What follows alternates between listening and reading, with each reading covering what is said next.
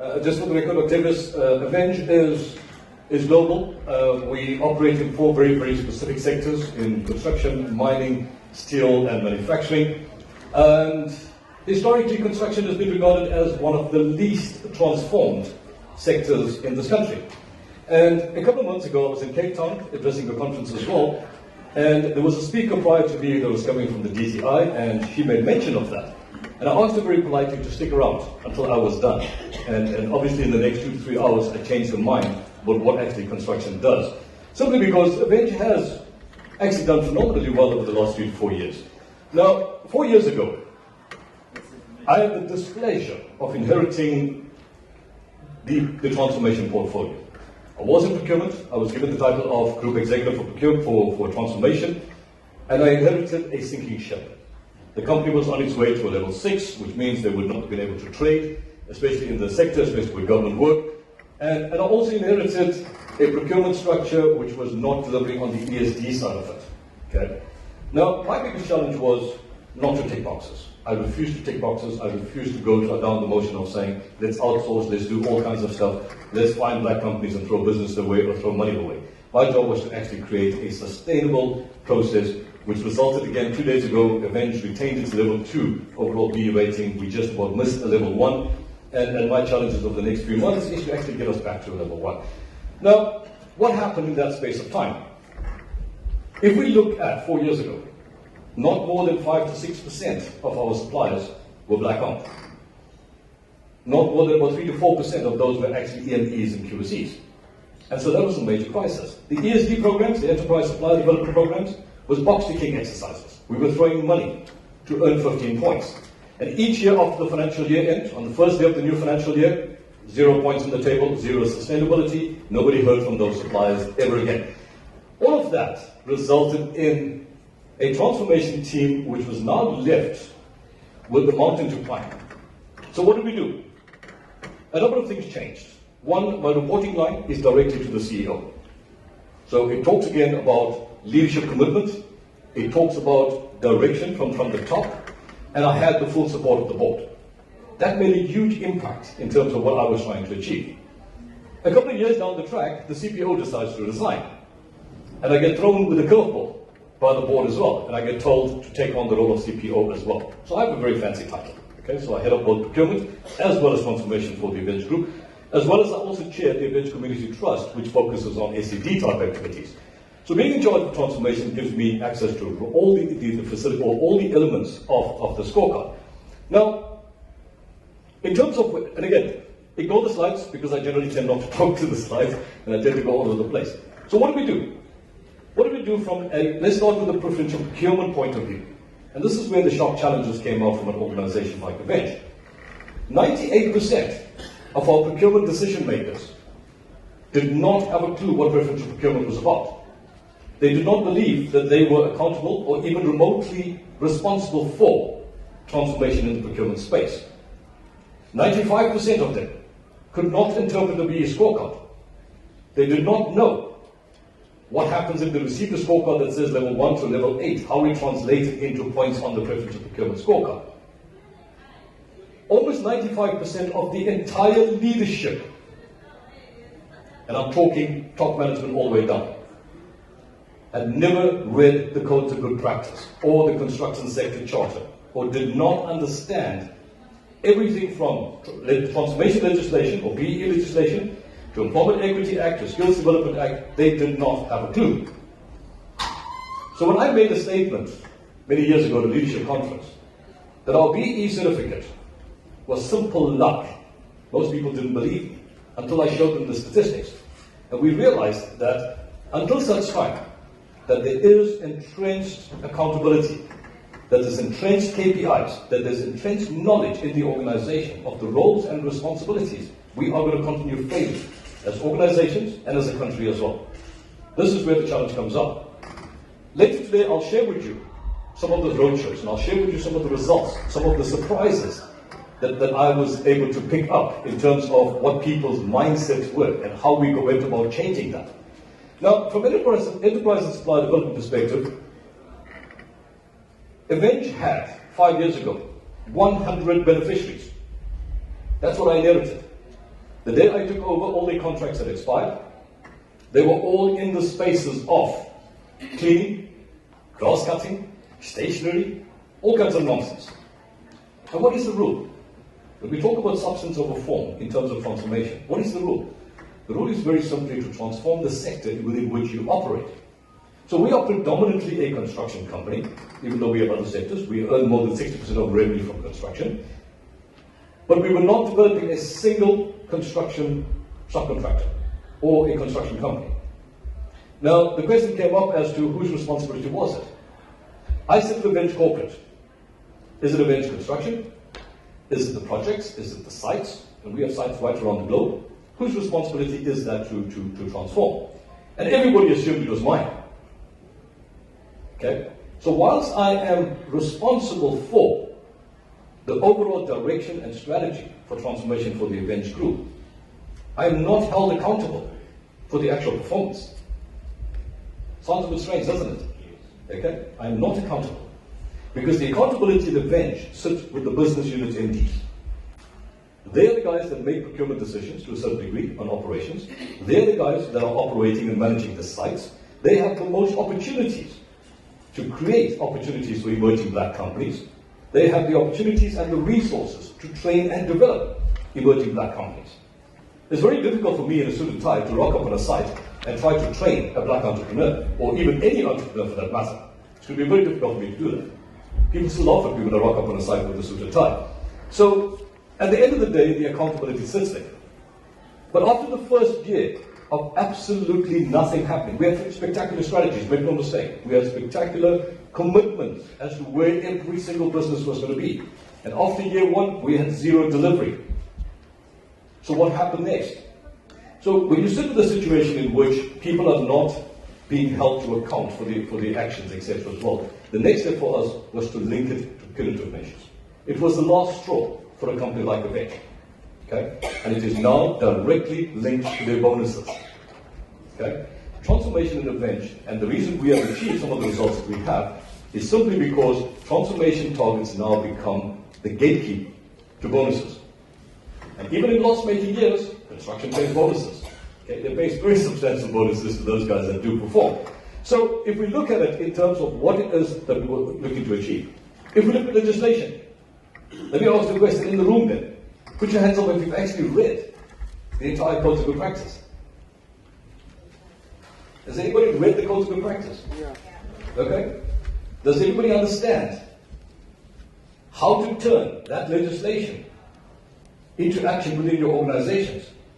Does it have the buy-in from your management and from your leadership and from your core decision makers? Because one of the biggest issues we had is we could basically go out and we can train. We can take a good Code of Good Practice, we can put it out into slides, and we can go out and say, this is what the Code requires you to do.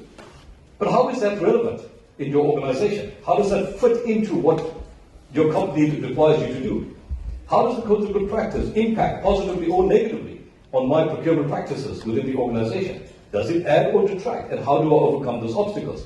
So for us, the bigger challenge is not to regurgitate the legislation. It was to put into plan actions, policies, processes, etc., that basically made sure that people did the right thing continuously. It was embedded in policies, it was embedded in processes. So that at the end of the day, we live by the motto that transformation is the right thing to do. We do that. But we don't chase BE points. We don't chase the BE points. Not once, not ever in the organization. Whether it's in procurement, whether it's employment equity, whether it's in skills development, or even in CSI or SED for that matter. We don't chase the BE points. What we are doing is we are entrenching behavior in the organization that will still give us a very good BE rating at the end of the year, as long as we continue to stick to what we business that we do. So if people don't stick to policies, there's repercussions for that. Okay? So we allow the correct behavior to be entrenched in the organization to make sure we get the results that we want. If we go about chasing BE points, then we'll be hiring and firing black suppliers, we'll be hiring and firing black people, we'll be training all the wrong people for the wrong reasons in the organization, and we'll be throwing money at the wrong, let's just say, we'll be throwing money at the wrong projects in order to score ACD points. It doesn't work like that. Okay? So for us, it's about entrenching the correct behavior. Now, I want to talk very, very quickly about what happened in the ESD space, okay? And I want to talk about the ESD side. And later, when I'm just about to close, I'm going to show a very, very short video on one of the projects that we're working on. Enterprise and supply development. Everybody assumed it's not our job to train black suppliers. But yet we needed them into our supply chain. We also needed competent suppliers, cost-effective suppliers, and we were not getting that. And Bo spoke earlier on of whether or not there's a sense of entitlement coming out of black suppliers. And I get company profiles, and the first 2 pages, companies are simply telling me how black they are, not what they do. Okay? So I have 2 rules in here as well. One, if I'm going to encourage the inclusion of suppliers in our supply chain, I'm very honest with them, and I tell them what I like and what I don't like. Ultimately, it is my team that makes the decision. We know what we want, we know when we want it, we know what prices we need to be paying in the market, etc. We are best placed to guide those suppliers as to how to enter our supply chain. Now, we took the 100 odd guys, and we parked them aside. We then brought in 140 brand spanking new beneficiaries, and we trained them. We prepared them to do business with the bench. And how did we do that? We used our own resources. One of the things that people have not taken advantage of over the years at the bench is the fact that we have 26 training schools or training centers, all CETA accredited. The universities obviously have as a breeding ground for training, I would assume, especially with the resources and skills that you have. But we used internal people. If a subcontractor did not have the requisite safety skills to work on our sites, we know the rules better than anybody else. We train them. If we needed a guy that needed to improve his bricklaying skills, we have a CETA accredited bricklaying school, because we train our own people. So what did we do? We used the internal resources, internal skills, internal training facilities, and guess how much we spent on enterprise and supply development? Now, I'm not counting the cost of management time. I'm not going to do that. But talking physical cash. Did I take any cash out of my budget? No. Did I still get 4 points? Oh, yes. Okay? Because my training centers we used, my internal resources we used, we were able to, let's just say, exclude the need to go and spend the 3% of impact on ESD, but making sure we still created sustainable black-owned businesses, and we brought them in. Now, the bigger challenge for emerging black-owned businesses is access to decision makers. The biggest challenge. They can't get through to us. They cannot get access to my procurement decision makers. They cannot get access to me. And that has changed. And simply because we created networking opportunities. Twice a year, for example, we invite any interested EME and QSE. Okay, I didn't say black. Any interested EME and QSE to walk into the event premises and meet every single procurement decision maker that we have from all parts of the country. I fly them all up to Johannesburg, or I fly them into the regions if I need to as well, and we have these networking sessions. What has that resulted in?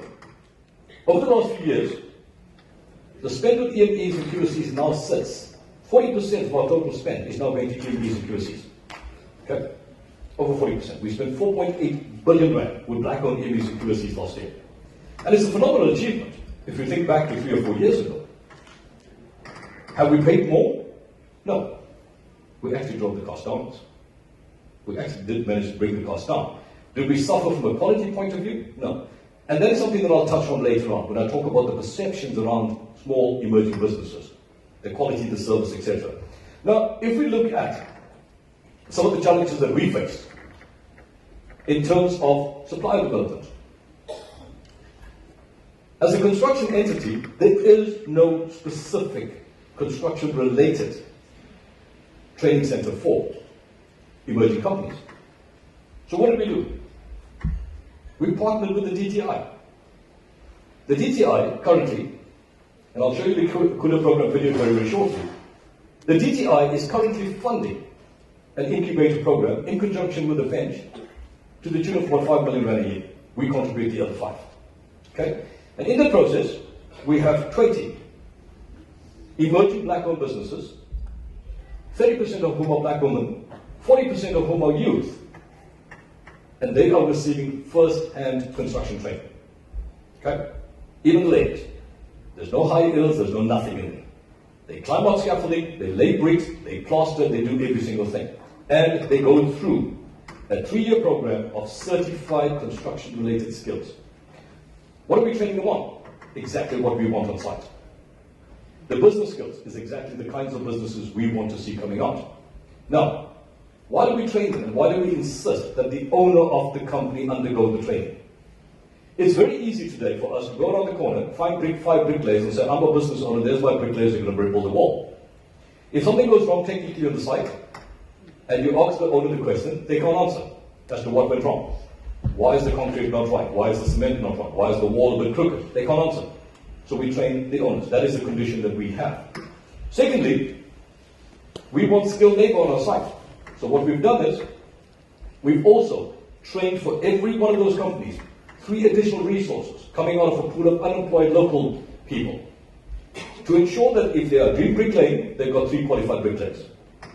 If they do plastering, they've got 3 qualified plasterers to go with that. Okay? And they now enter the second phase of the program coming up very, very shortly.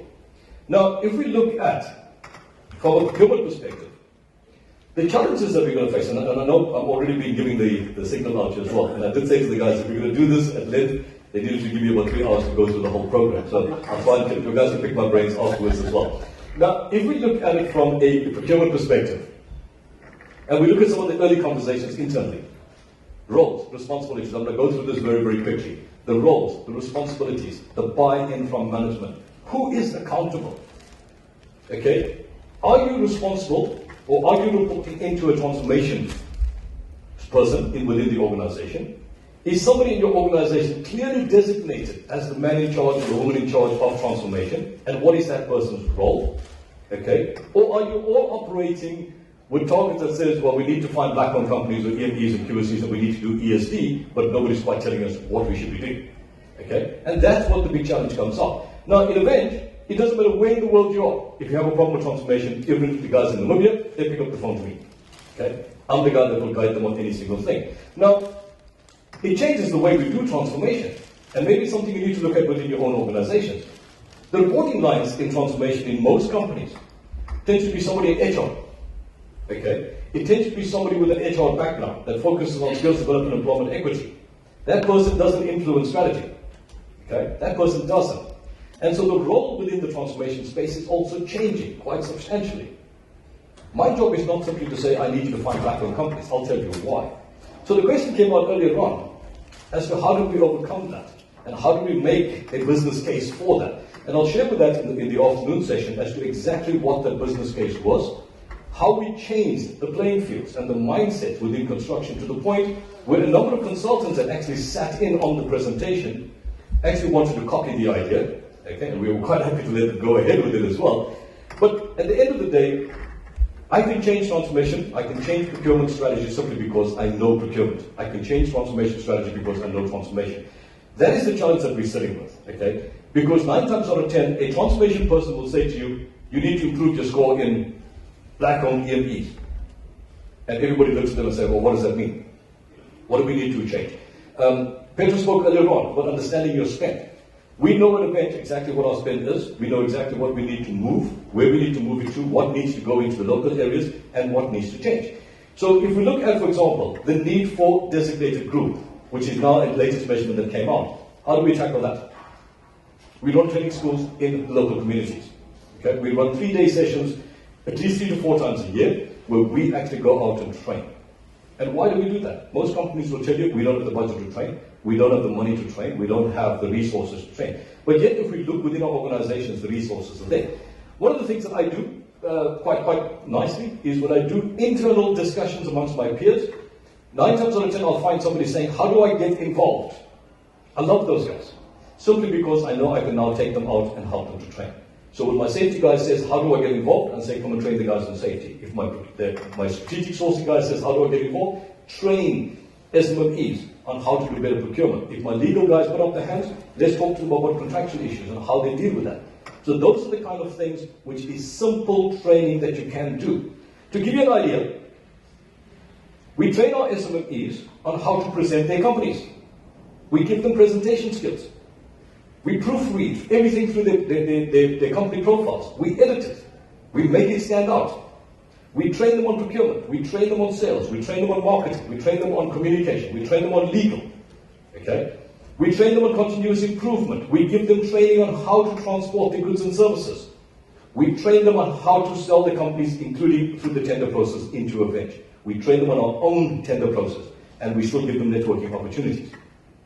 Then we have the secondary part, where we train them on technical skills for those that require it through our own training centers. Okay? Throughout the entire process, with the exception of using up our own training centers, using my own internal resources and maybe contributing to lunches and meals, etc., I haven't contributed much into enterprise and supply development. Yet we've trained over 2,500 emerging black-owned businesses, over 30% of whom have actually physically entered our supply chain in the last 3 years. We use internal resources, which is one of the biggest challenges. Again, to answer the question around management buy-in, if I went to the board every single time and said I want 10 million rand for enterprise and supply development, I'll be told to take a hike, okay? Because that's a lot of money. But if we focus on the challenges of how we utilize internal resources, if we look at what the DTI contributes to us right now, we focus on the fact that the DTI actually covers the cost of my training centers. It covers the cost of my training centers every single time, and the money is refundable. Okay? So, if we look at, again, the code of good practice, if you haven't gone through it, if you haven't translated it into actionable, sustainable decisions within your organization, and people within the organization are aware of the KPIs, what is it that they need to do, how they need to go about doing it, and make sure that they are empowered to do that. There's no point in me telling my procurement team that I need more QSEs, but I don't allow them to go out and actually make that happen. Okay? I make it happen simply because I empower them to be able to go out and make decisions. The bigger challenge that you're sitting with also as well is please make sure that you guys understand what it is they're doing and why. Okay?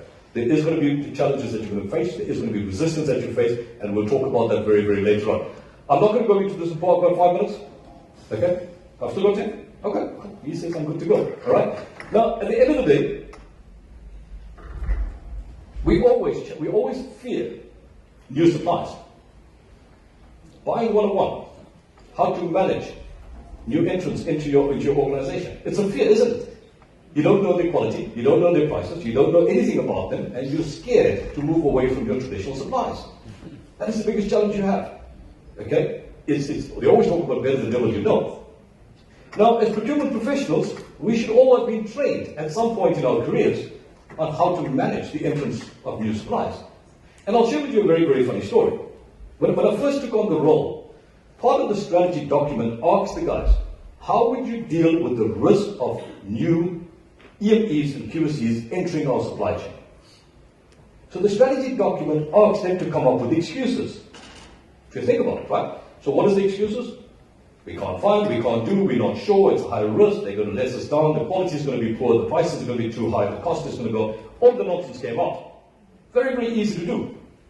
The second part of the question, and what I did was, I changed the question. I changed a single question on the document, and it now read, tell me how you plan to successfully integrate emerging businesses into our supply chain. It's a vast difference from the first to the second question. Okay? It changed the mindset, and it changed the way people responded to what it is we were looking to do. And we started to see the improvement every single year. Now, when we talk about tracking, every single year, or every couple of months, my guys will give me stats. 10 new suppliers came in. None of them had a BE scorecard. Somebody's in trouble. Okay? Somebody's in trouble because it's a requirement for us going in. So, if suppliers don't know what we want, and if we are not taking accountability for that, what do? We share. We tell companies what we expect. There's no expectation. We share with them exactly what our process is, what our tender process is, what our site requirements are. We bring our operational guys and says, there's the supplier, tell him what he wants, or tell him what you want on your site. Mr. Supplier, go out now and deliver. It's as simple as that. If suppliers are fully aware of our requirements, they will deliver, and we need to trust them to be able to do that. If we don't, we are always going to be operating a system that says, well, there's a new guy knocking on the door, I don't have the time for him, he doesn't understand my business. He's never going to understand your business unless you show him exactly or share with him at some point what it is that you require. That is the bigger challenge. So from that perspective, if we don't start to engage actively with all companies. Now, when the Code of Good Practice came out 4 years ago, panic. Major panic, right? Everybody said, well, we're going to drop 4 levels, we're going to lose our BE status, we're going to become unempowered, suppliers are going to fall massively down the route. And everybody was saying, well, we need to have a strategy, we need to hire consultants, we need to do all kinds of stuff. We didn't need to. Step number 1, we simply looked at all our suppliers, identified those that were high risk to us going forward against the new codes of good practice. We called 1,000 of them into our auditorium at work and simply said to them, there's the event 3-year strategy. We want to be level 4, 3, 2 over the next 3 years. You are either on the journey or you're not. Simple as that. And guess what happened? Even the most resistant of our suppliers changed. They got off their backsides. A year after the codes came out, they got up their seats, went to the organizations, and they made sure that they aligned themselves to what we wanted. Failing which, they knew we would start to lose business, and if we lost business, so would they. It was a simple exercise. They didn't like it, especially in the Eastern Cape, by the way. The Eastern Cape, I sat in a room doing a talk on transformation, and I was the only black person in the room. Okay? And I had the most incredible resistance from the audience. And I was wondering whether I was in a foreign country somewhere where people didn't understand the legislation, which was quite an interesting discussion. But ultimately, we have now seen tremendous results coming through from this region as well. Now, at the end of the day, if we start to look at the pitfalls of success, the greed. I get emails all the time that says, I'm now doing business with your construction company, I now want to take over all the business in mining. Why do I need to caution against that? What is the biggest pitfall again of SMEs? Growing too fast, becoming too big for the boots, not being able to manage, and let's just say an EME, but now wants to operate and manage a generic. Do they have the right management skills to do that? We caution against that. We make sure that the growth that we give them is commensurate also with the management expertise within the organization. We make sure that they grow with the revenue that they're giving us as well. There is no point in me having an entrepreneur with an entrepreneurial mindset, a small business mindset coming in and saying, I want to do 50 million rand of the business a year with a venture. Okay? They're not going to work. So we caution against that. We even caution them on how they spend their money. Okay? We do a lot of things in between that as well. So, ladies and gentlemen, what I'm going to do is I'm going to cut the session short. I'm going to talk at length later on about some of the mindset issues. Okay? If you don't mind. What I want to do is to very quickly share with you a video. If we can go to the video on the Ikula program, and then I'll wrap it up after that. Okay? We can just roll the slides down to this one. There.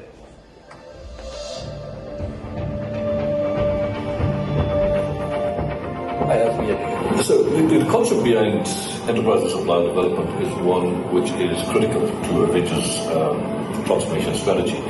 I think it is an area which most corporates and most companies have failed to recognize the transformation imperative and the contribution that they can make to both the economy as well as the issue of unemployment as well as poverty alleviation.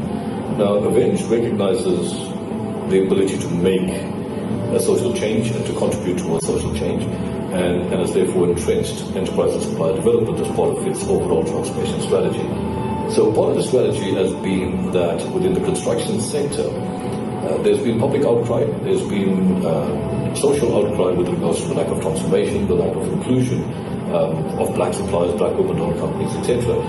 And most of that so-called exclusion has been based on the premise or a stereotype that black-owned and black women-owned companies are either incompetent or are not yet ready to enter the construction supply chain.